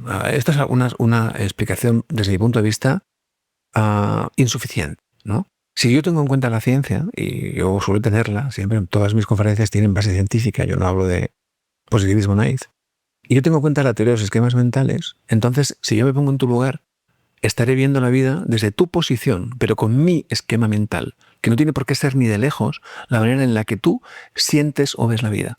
Así que empatía no es ponerte en el lugar del otro, empatía es entender que el otro es otro y que tiene formas de pensar y de sentir que tú a lo mejor nunca alcanzas a comprender, y aún así acompañar y respetar sin juzgar. Esto se podría parecer a empatía. ¿Qué conocimiento, Juanma, tienes hoy que no tenías hace 1 o 2 años? Pues del aspecto de psicología hay muchísimos, ¿no? Y muchos de ellos porque siempre la formación y el conocimiento te lleva al análisis y a la reflexión. Entonces, hoy todo lo veo con este esquema mental de quien está buscando respuestas y soluciones, ¿no? Y eso me nutre muchísimo. En lo que te conviertes en una persona como más positiva es fundamentalmente una persona más tolerante, más capaz. Te permite ver los retos de una forma mucho más apetecible. Te hace ser alguien mucho más resiliente. Eres mucho más combativo, estás más motivado. O sea, tiene múltiples ventajas, ¿no? De entre todas, yo creo que hay 3 cosas para mí que son fundamentales en la vida, en este camino hacia la virtud, que es llevarte mejor con los demás, llevarte mejor contigo mismo y llevarte mejor con la vida. Si logras esto, estás mucho más cerca de esa persona con virtud, ¿no? Entonces, yo me enfoco mucho en esas 3 cosas. Esto de lo que hablábamos, del esquema mental, es importante porque te hace entender que para llevarnos bien no tenemos que tener las mismas ideas. Basta con que nos tengamos el mismo respeto. Entender que el otro es otro, entender que el otro ve desde un prisma distinto a las cosas, entender que la perspectiva cambia la realidad. Yo suelo contar en mis conferencias que les digo siempre, el mar de lejos es azul, de cerca verde y por dentro transparente. ¿De qué color es el mar? La respuesta correcta o esperada depende desde dónde lo miro. Si desde un esquema mental, desde otro esquema mental. Así que la perspectiva determina la realidad. Entonces, ir por la vida con la bandera de la verdad, de esto es así porque lo veo yo, porque lo digo yo. Y genera violencia, ¿no? Obvio. No, es que es así, y los demás son una bola de pendejos. No, y bueno, llévalo a donde quieras. Genera falta de tolerancia. El ser de izquierdas o de derechas tiene que ver con el esquema mental. Ser racista, ser homófobo, todo esto tiene que ver con tu esquema mental. La buena noticia es que esto se puede reprogramar. Tú puedes reprogramar tu esquema y hacer ver la vida de una forma mucho más apetecible, mucho más interesante y desde luego con mayores cotas. Ahora, cuando hablabas de reprogramar, es decir, hacer conciencia, decir, oye, a ver, primero me entero que se puede reprogramar, porque no es para toda la vida. ¿Cuál sería el siguiente paso? Bueno, interesarte un poco por cómo reprogramar, ¿no? Por ejemplo, hoy en día la neuropsicología y la neurociencia nos enseña, decirlo de una forma un poco simple para que todo el mundo lo pueda alcanzar a entender, que cuando tú reaccionas ante un evento, en realidad tu mente está recorriendo un camino neuronal, una carretera, va de A a B. ¿Bien? Si a ti esta reacción no te parece razonable, porque estamos en el siglo XXI y pasado el primer cuarto y ser racista es fruto de la ignorancia, porque hay gente que aún cree que hay más de una raza en este mundo. Los humanos, solo hay una raza, es la raza humana, no hay raza negra. Esto no existe ni existió nunca, ¿no? Compartimos el 100% del código genético, no es verdad que existen razas, ¿no? Entonces, si tú estas cosas todavía te molestan o te perturban y tal, oye, uno puede empezar a pensar de otra manera. Y la mejor manera es, oye, ante mi cuñado, que a veces se enfada conmigo o nos discutimos, la próxima vez que me diga algo, en lugar de reaccionar de la manera tradicional, voy a pensar cuál debería ser mi reacción, la correcta. Y a partir de aquí, cada vez que yo me enfrente a esta situación, y en lugar de elegir el camino A, que es el natural, elijo la reprogramación, el camino B, pues cada vez que yo elija el camino B, voy fortaleciendo esta nueva vía y debilitando el camino A. Seguro que has escuchado que un hábito se logra en 3 semanas. Pues no es del todo verdad, pero entre 1 mes y medio y 5 meses, tú nunca más volverás a reaccionar de la forma primitiva. Esto es reprogramación mental. Y esto se puede hacer. Lo hacemos todos todo el tiempo. Y lo sumo al grit, lo sumo a la perseverancia, la persistencia. O sea, no, esto es ahí a lo mejor un poquito la fantasía del pensamiento mágico, decir, no, ya. Pienso en algo, lo atrae. Bueno, A ver. quítale la A y tracciona. Entonces tienes que aventarte Atraer, tracciona. varios días haciéndolo, practicándolo, deliberadamente dando cuenta que no estás reaccionando en automático. Correcto. Con el cuñado, o con tu familiar, o con los que le mientan la madre a los que manejan mal, ¿no? Todos tenemos 8 o 9 segundos en los que dominamos todo. Es a partir de aquí donde tú tomas una decisión. Si yo discuto con mi cuñado una vez y me doy cuenta de que es un error por mi reacción, ¿sí? La segunda vez no es un error. Cuando tú te equivocas 2 veces con alguien, no es un error, es una decisión. ¿Sí? Así que eso se puede cambiar. Hombre, es que mi cuñado no debería comportarse así. Mira, lo único que tú puedes cambiar en tu cuñado es tu forma de mirarlo. Nada más. Tú no puedes cambiar nada en nadie. Eso no depende de ti. Lo que sí que puedes cambiar es en ti. Y es aquí donde entra el trabajo. Cuando tú te levantas de la cama despeinado, ¿a quién peinas? ¿Al espejo o a ti? Pues esta es la pregunta. Cuando algo te molesta en alguien, es algo que tú debes trabajar en ti. Me hiciste recordar de un maestro que yo admiro mucho, Alfonso Ruiz Soto. A lo mejor por ahí lo conoces o te lo recomiendo, es buenísimo, mexicano, Alfonso Ruiz Soto. Y decía que el cristal se limpia por el lugar correcto. ¡Oh, qué grande! Maravillosa frase. Sí. O sea, si traes una pinche mancha afuera, o sea, tienes que tallarle al lado adecuado. Puta. Yo hoy creo que esta es un poco la historia, ¿no? Entender que no puedes cambiar nada en nadie, eso no depende de ti. Los cambios los lidera cada uno, por tanto, lo único que tú puedes cambiar en otra persona es tu forma de verla, nada más. Y sí puedes trabajar en ti todo lo que tú quieras. Si te molesta a la gente de no sé qué, de un lado, pues oye, yo tengo que ser adelante con esto, aceptar que hay otra forma de entender la vida, aceptar que hay otras ideas, que hay gente que es distinta a mí y que no es malo, es otro. Que bueno, hay una lección para los famosísimos haters, ¿no? Es simple. Pero bueno, estos hacen negocio con esto es una cosa que a mí me parece, hacen negocio. Buscan, hay un libro en España que es de un tipo que conozco, es divertidísimo, se llama Risto Mejide, que se llama Cómo ganar dinero molestando. Y estos son un poco también, están en esa línea. Lo que pasa es que no son tan exitosos como el propio autor, que este sí que gana y molesta. ¿Dirías, Juanma, que estás creciendo o te estás estirando? Yo una vez me hicieron una definición que todavía nadie ha superado, que es, eres un hombre en gerundio. Soy un hombre en construcción constante. Sí. Y este crecimiento, ¿hoy qué intención le pones? Virtud. Sí, entonces, ahí está. Para mí la clave está en desarrollar mi máximo potencial como ser humano. Este es mi propósito. Yo tengo como, a nivel personal, este es un poco, a mí me gustaría ser mejor persona, me gustaría parecerme más a mi padre, ser un tipo que la gente recuerde por la emoción que les ha generado, ¿no? Y después de eso, pues seguir viajando por el mundo mientras me queden fuerzas para estar hora y media de pie, porque creo que si puedo ahorrarle un minuto de sufrimiento emocional a una persona aquí en Panamá o en Costa Rica o en España, pues mi vida ha tenido sentido. En todo este crecimiento que has tenido, desde que empezaste a escribir los libros, conferencias de 30 personas, de 4,000, hay cosas que aún te generan vértigo. Y no únicamente en un tema de subirte a un escenario, sino en este camino de desarrollo personal. Pues me dejas pensando, pero... O sea, yo soy... Bueno, no siempre he sido, pero en este momento de mi vida estoy como muy en el eje y es muy difícil que algo me saque a mí de mi eje en este momento, ¿no? O sea, yo creo que he trabajado tanto, y esto es una reflexión que hago ahora porque por tu pregunta, no porque no lo había pensado. Yo he trabajado tanto en mí mismo que sé exactamente lo que soy. Y entonces eso hace que pocas cosas me perturben. O sea, esto que te decía de que me enfado poco, de que no tengo miedo, de que tiene que ver mucho con lo que he trabajado y con cómo me tomo también la vida. O sea, para mí lo que sucede conviene, yo no me amargo la vida. Si mañana en Panamá hay 500 personas, yo soy feliz. Y si hay 800, soy feliz. Y si hay 283, soy feliz.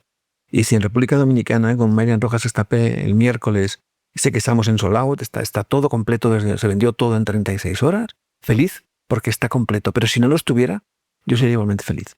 Entonces he llegado a ese punto de tranquilidad, de estar en lo que sucede conviene. O sea, lo que no depende de mí, no depende de mí. Para mí, y te simplifico mucho, en la vida hay 3 tipos de cosas. Las que dependen de ti, las que dependen a medias y las que no dependen. Y yo de las que no dependen paso, pero no sabes cómo. O sea, le dejo ahí. También es su habilidad de saber distinguir. Durante 30 años te me he amargado la vida con esto. Y al final uno aprende, aunque solo sea por mayor, ¿no? Pero, o sea, eso de intentar controlar la expectativa y tal, me di cuenta, hace ya 10 años o 12, que la expectativa es el combustible de la frustración. Cuando tú generas expectativas sobre algo, estás echando leña al fuego de la frustración. Vuelvo al ejemplo del portero, ¿no? O por poner uno distinto. Si yo estudiaba para un 8, ¿sí? O para un 7, que era mi estándar era el 7, yo era de 7, a mí no me pidas mucho más. Yo estudiaba, bueno, no estudiaba para un 7 porque me interesaban tantas cosas que no quería perder más tiempo estudiando solo una. Yo prefería saber cosas, ¿no? De arte, de todas estas cosas. Y yo incluso hoy también invito a mis hijos a que hagan igual. O sea, yo no quiero 10. La diferencia entre un 8 y un 10 no es un 20% más de esfuerzo, es un 100%. Y ese 100% yo quiero que lo dediquen a saber de arte, de literatura, de lo que quieran. Porque tu nivel de conocimiento determina tu capacidad para disfrutar de la vida. Así que yo quiero que mis hijos sepan mucho o tantito de muchas cosas. Y claro, yo no creo que el mundo sea de los expertos. Bueno, por no desviarme del ejemplo, pienso que cuando yo estudiaba para un 7 y sacaba un 8, era el tío más feliz de España. Mi amigo, que era un tío fenómeno, Madina, era un gran estudiante, estudiaba para 10 y sacaba un 8. ¿Sí? Yo era el tío más feliz del mundo y el tipo estaba a punto de las lágrimas. La nota era igual para las dos. Lo que cambiaba todo era el aspecto, lo que cambia la emoción. Sí, para ti era alegría y para él era depresión. Lo que cambiaba, la misma nota, lo que cambiaba todo era la expectativa. Por eso hay que entender que hay que generar las menos expectativas posibles. Lo deseable sería no generar expectativas, teniendo en cuenta que en un ser humano esto es imposible. Entonces, esta filosofía de lo que sucede conviene, está bien. Ah, me encanta. Hoy, ¿a quién deberías decirle gracias por acompañarme? Uy, a mucha gente. Eso sería una lista interminable. O lógicamente a mi familia, porque no solo me acompañan, sino que me han permitido utilizar un tiempo que les corresponde por contrato para que realice mis sueños y esté viajando por el mundo y hablando con la gente. Pero luego hay mucha gente a mi alrededor a la que le debo un profundo agradecimiento. A toda la gente que ha creído en uno. Porque ver creer a alguien en ti te hace creer en ti. Y eso es algo que a mí me parece que es inevaluable, ¿no? Ver cómo otros creen en ti te hace sentirte bien, te hace sentir que puedes, te hace sentir que estás un paso más cerca de lo que quieres ser, ¿no? Y luego a toda la gente que me ha entregado amor y me ha dado paz. Y esta es una lista grande. En México, especialmente. ¿Por qué te gusta tanto México? Yo en otra vida fui mexicano. Amo este país, por encima de todo. Amo incluso, a pesar de sus aceras, que ayer me hizo una ciencia, porque ahí no lo tenemos, ¿eh? Las aceras estas irregulares que tenemos aquí. Bueno, sí, aquí no puedes salir con la carrola con tu hijo, imposible, cabrón. O sea, no es como Europa, en donde caminar la banqueta o la acera. Perfectamente. Caminar mirando el celular es un deporte de riesgo. Aquí cruzar la calle te estás rifando el físico. Caminar por la acera mirando el celular es un deporte de riesgo. ¿Por qué? Es extremo, eso es extremo. Pero vamos a parte, amo este país, amo lo que representa para mí, amo a la gente de México, porque creo que es la gente más acogedora, más linda que hay, y que alguien, yo creo que se expresa en una frase, ¿no? Cuando alguien te dice, ¿usted de dónde es? ¿No? Te dice, pues yo, no sé, pues de Guadalajara, allí tiene su casa, ¿no? Cuando alguien te dice eso de mi casa, tu casa, a mí esto me parece como lo más grande. Y creo que esta cultura de hospitalidad, o sea, los mexicanos deberíais dar conferencias sobre hospitalidad y buena vibra. Eso es lo máximo en esto, ¿no? A los meseros, te queda justo. Sí, hay gente que se desvive. A ver, no sé si te dé tiempo, pero tienes que ir a un lugar en donde vas a conocer al mejor mesero del mundo. Del mundo. Yo lo acabo de conocer. ¿Dónde está eso? Se llama Chamana, que me llevó mi esposa estos días a desayunar, comer, creo que hay a todas horas alimento. Yo te recomendaría que fueras a desayunar. Y por ahí voy a mandarme un saludo a Alan, a lo mejor nunca me escucha, pero se llama Alan, este mesero. Es el mejor mesero del mundo. Y te lo digo, Juanma, por Chamana, aquí en Cancún. Okay. Porque cuando puedas ir. Pues yo me dediqué más de una década a los restaurantes. Entonces conozco del servicio, conozco de la anfitrionía, conozco lo que hay que hacer. Y este cuate yo, o sea, por nada me hinco y le beso los pies. O sea, yo le dije, eres una locura. tienes que ir a la tienda en Chamana. Prometido. Te va a volar la tapa de los sesos, te lo aseguro. Prometido. ¿Qué parte de tu historia personal aún no has contado? Hombre, yo creo que hay cosas que uno se guarda para sí, ¿no? Y creo además que es bueno que así sea. Yo que ya soy una figura no expuesta a cierto nivel, porque mis libros hablan mucho de mí, de mi historia, de mis inquietudes, de mi forma de ver la vida y entenderla. Reservo muchas cosas que son sobre todo familiares y que tienen que ver con relaciones personales que prefiero no compartir porque yo creo que no todo debe ser público y uno tiene que tener su espacio, ¿no? Porque yo también, antes que speaker internacional, soy una persona y necesito esos espacios también para ser yo, ¿no?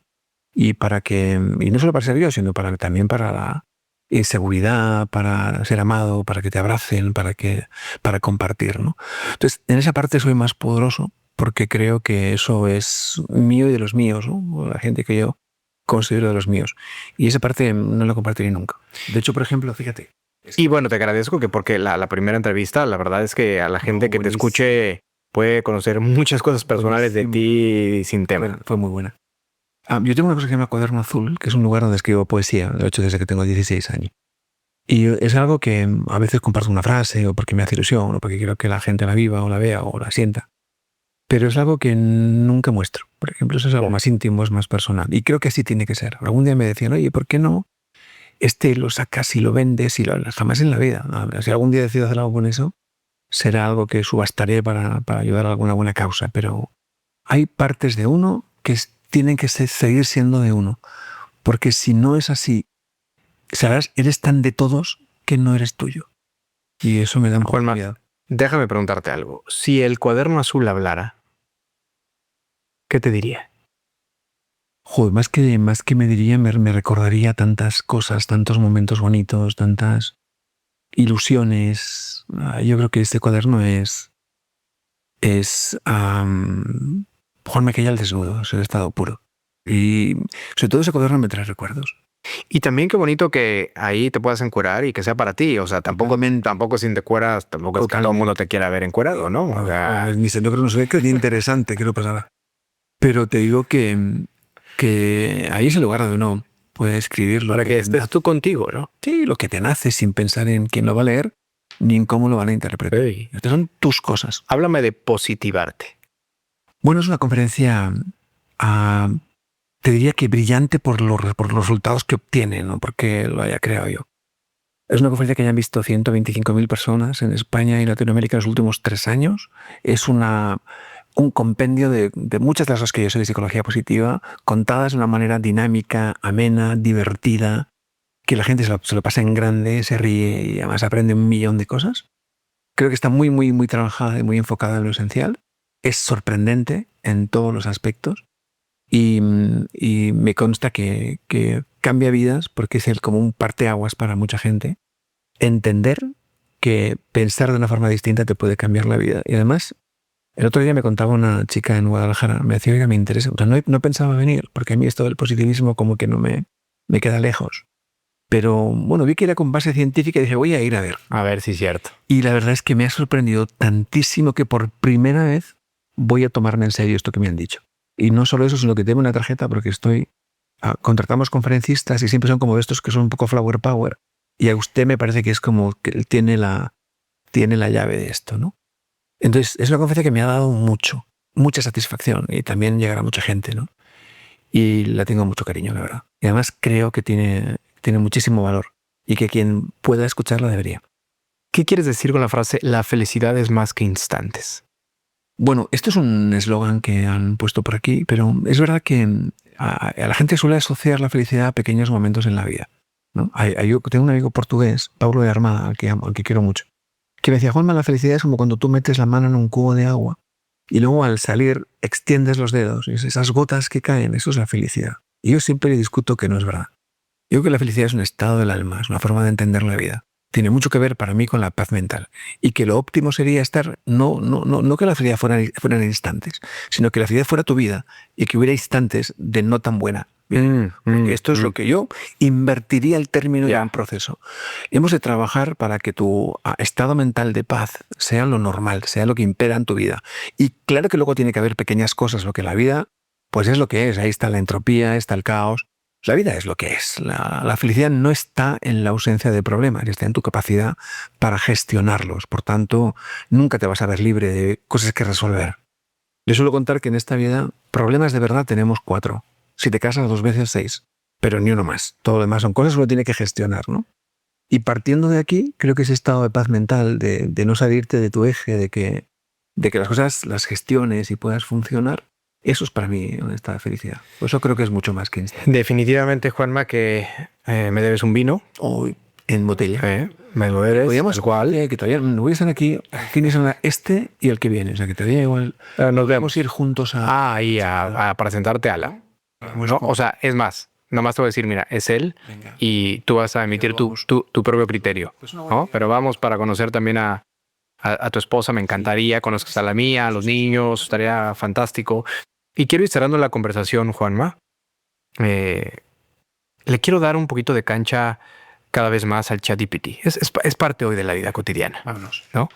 Y lo que te voy a pedir es que tú elijas con qué estilo, ¿no? Algún autor que admires, alguien famosón, Sí. español, mexicano, quien tú quieras, artista, deportista, y acerca de qué tema quieres que te pregunte. Entonces, en este momento el ChatGPT te va a hacer una pregunta. Ajá. Dime el estilo.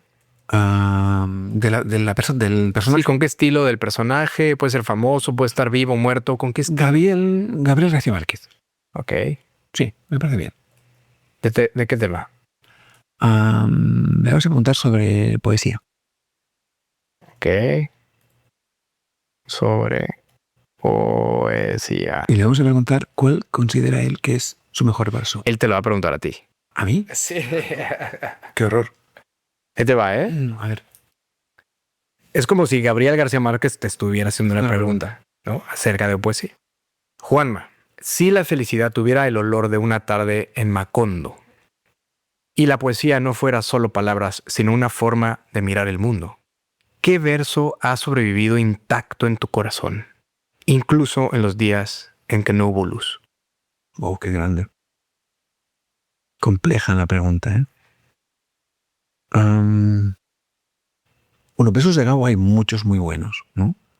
Pero yo con el tema, si hablamos de felicidad, que es un tema que él tocaba menos, Macondo para él era un lugar idílico, ¿no? Un lugar que no existe en realidad más que en su imaginación.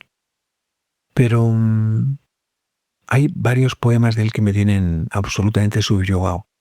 Y hay uno que dice, pues lo sitúa en una estación de tren, y no voy a leerlo entero porque es un poco complejo, no lo voy a... Pero sí, la última parte que a mí me apasionaba es en un libro que él tiene que se llama Poemas, Mujeres y Vino, o algo así, y que termina ese verso diciendo no me mires, porque si nos miramos no nos podremos olvidar. Y es dos personas que se cruzan en una estación. Y él le dice esto, le dice, no me mires porque si nos miramos no nos podremos olvidar. Me parece sublime.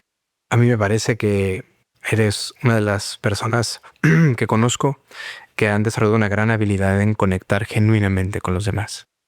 Ya no nos vemos a los ojos. ¿Verdad? Totalmente. Ya hay muchas videoconferencias de por medio. Totalmente.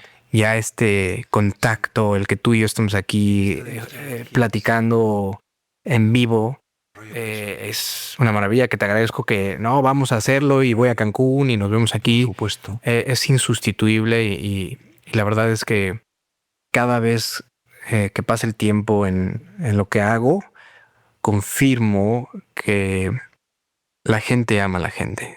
Totalmente. O sea, la gente compra a la gente más que un producto. Totalmente. Y en la medida que genuinamente te intereses por el que tienes enfrente, lo veas a los ojos de manera auténtica, tu vida puede cambiar para siempre. Totalmente de acuerdo. Te agradezco que estés aquí, Juanma. La verdad es que ha sido una hemorragia de placer. ¿Cómo te llevas? Fíjate, ahí me acuerdo una frase que escribí hace mucho tiempo que dice: ser de verdad seduce sin querer. Lo que estamos diciendo es justo eso. Sí, porque la idea es, en la medida de lo posible, sé que el ego se cuela y somos seres humanos.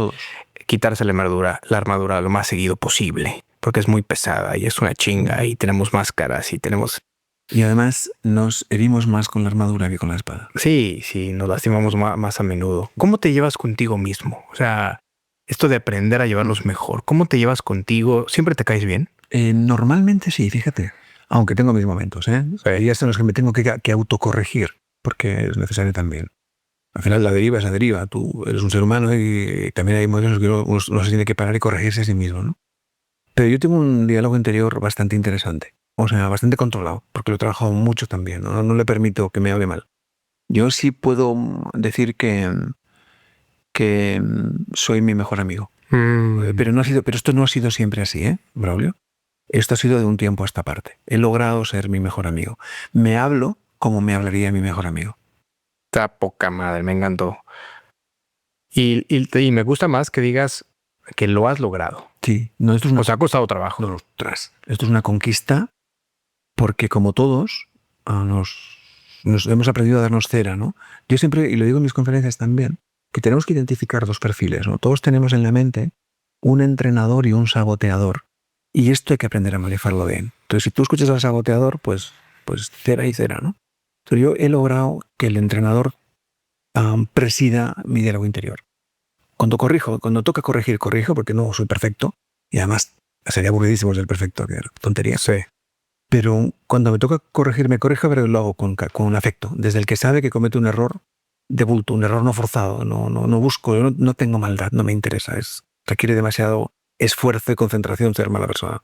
Entonces, cuando cometo un error, pues es de este tipo, de bulto, de falta de atención, me corrijo, pero lo hago con cariño. Sí, a mí me parece hoy una estupidez gastar energía en eso, ¿no? En la maldad. No. Se parece sí tenemos energía limitada y hay personas que tristemente siguen gastando energía en eso. No, además es un horror. ¿No? La verdad. Pero ni siquiera me pregunto por qué, ¿para qué?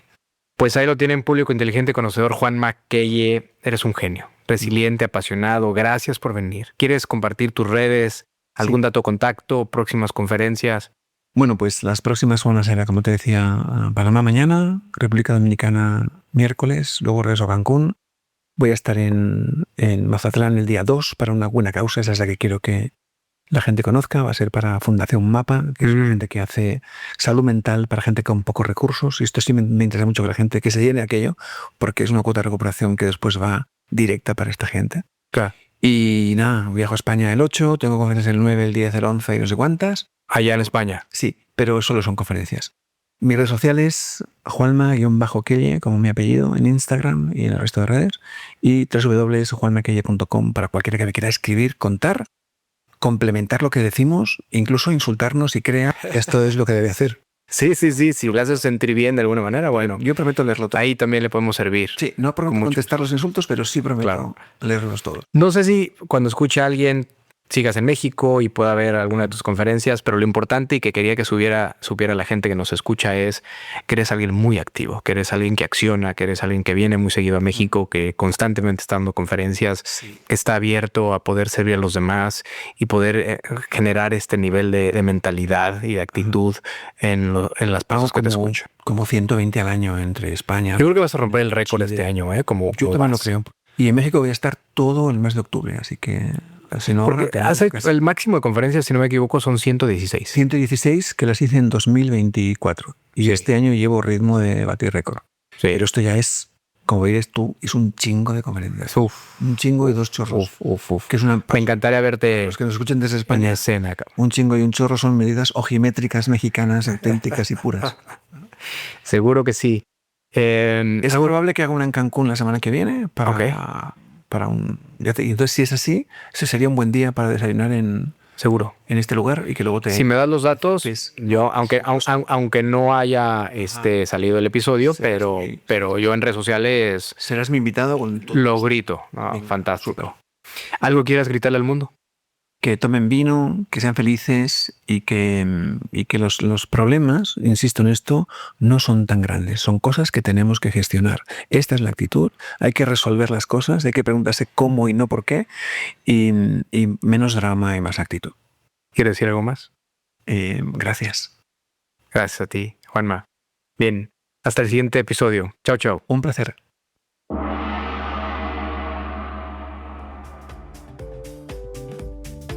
Y así cerramos otro episodio lleno de historias que nos demuestran que el poder de la experiencia es real.